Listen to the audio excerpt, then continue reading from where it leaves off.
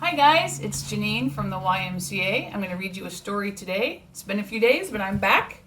This is The Paper Bag Princess, one of my kids' favorite books. Elizabeth was a beautiful princess. She lived in... Wait a minute. I already read you this story. Well, if I'm going to do it again, I'm going to add some production value with the help of some friends of mine. Are you ready?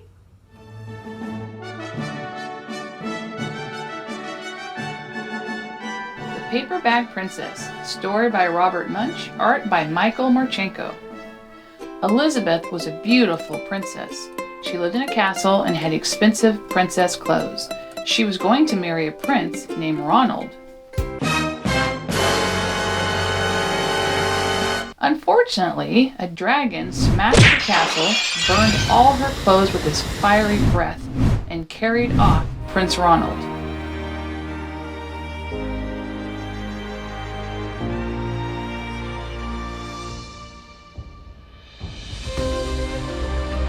Elizabeth decided to chase the dragon and get Ronald back. She looked everywhere for something to wear, but the only thing she could find that was not burnt was a paper bag.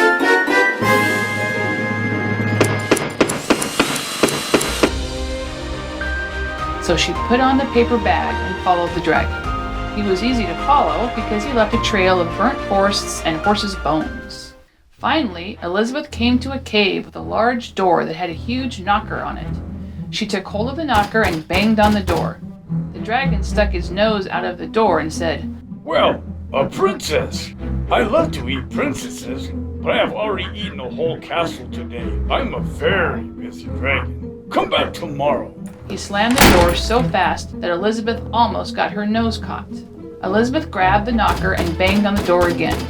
The dragon stuck his nose out of the door and said, "Go away. I love to eat princesses, but I've already eaten a whole castle today. I'm a very busy dragon. Come back tomorrow."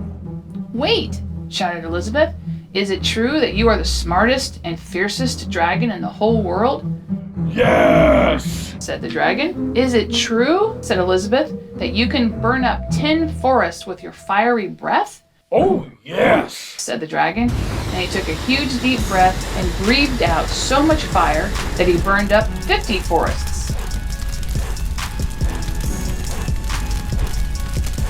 "Fantastic," said Elizabeth, and the dragon took another huge breath and breathed out so much fire that he burned up 100 forests.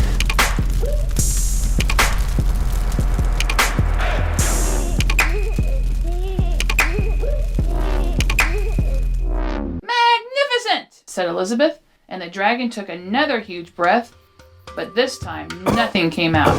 The dragon didn't even have enough fire left to cook a meatball.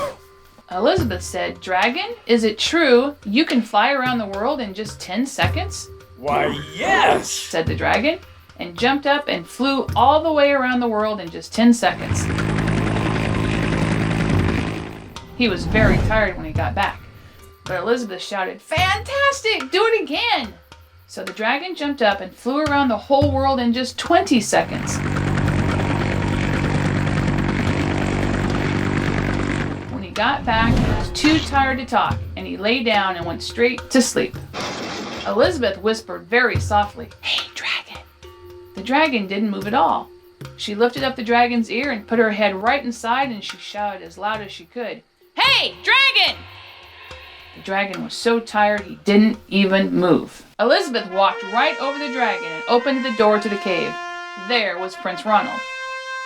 He looked at her and said, "Elizabeth, you are a mess. You smell like ashes, your hair is all tangled, and you are wearing a dirty old paper bag.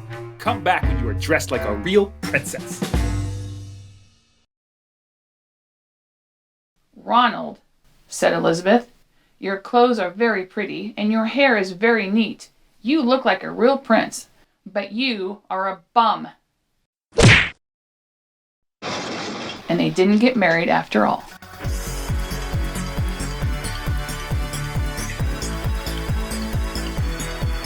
The end.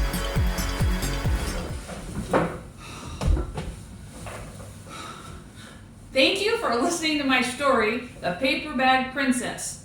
And I miss you all very much, and I can't wait to see you again at the YMCA preschool. Bye for now.